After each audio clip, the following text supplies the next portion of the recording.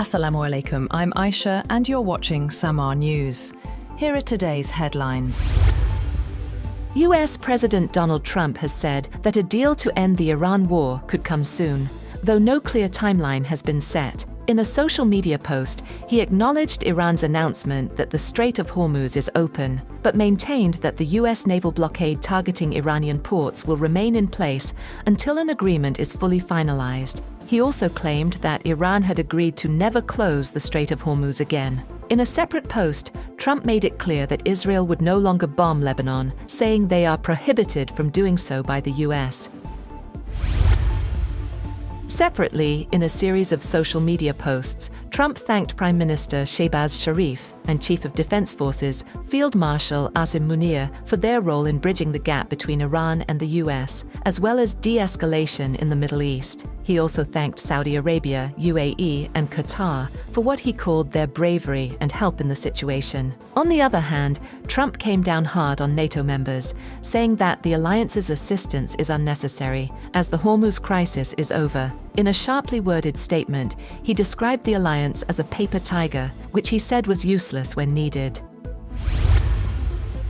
Shortly before that, Iran's Foreign Minister Abbas Araghchi announced that the Strait of Hormuz is completely open for commercial vessels during the remaining period of ceasefire in Lebanon. In a social media post, he said that all ship movements would follow coordinated routes set by Iranian authorities.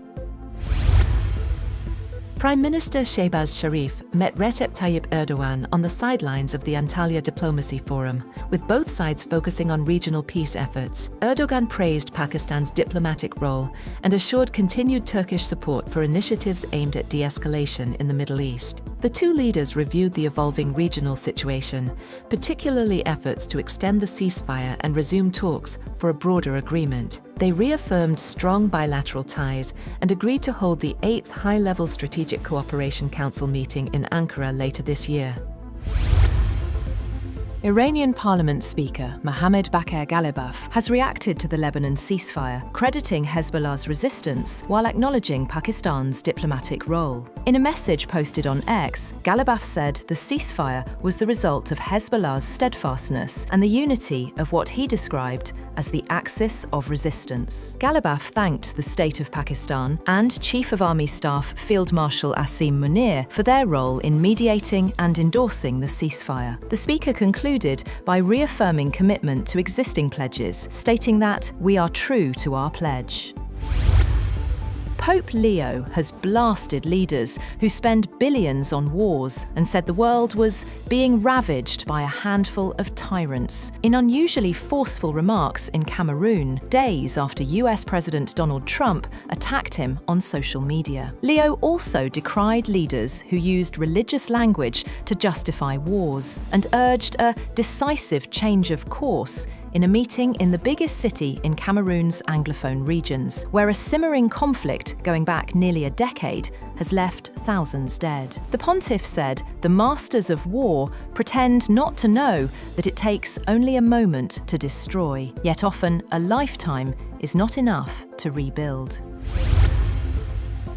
Russia has accused Ukraine of repeatedly violating the Easter ceasefire, with Foreign Ministry spokeswoman Maria Zakharova claiming Ukrainian forces breached the truce more than 6,000 times. The ceasefire, announced by President Vladimir Putin for April 11th and 12th, was intended to signal a pause in hostilities, but Moscow said Kyiv failed to show genuine commitment to peace. Zakharova also raised concerns over the reported detention of a Russian child in Mexico, linking the issue to broader diplomatic tensions.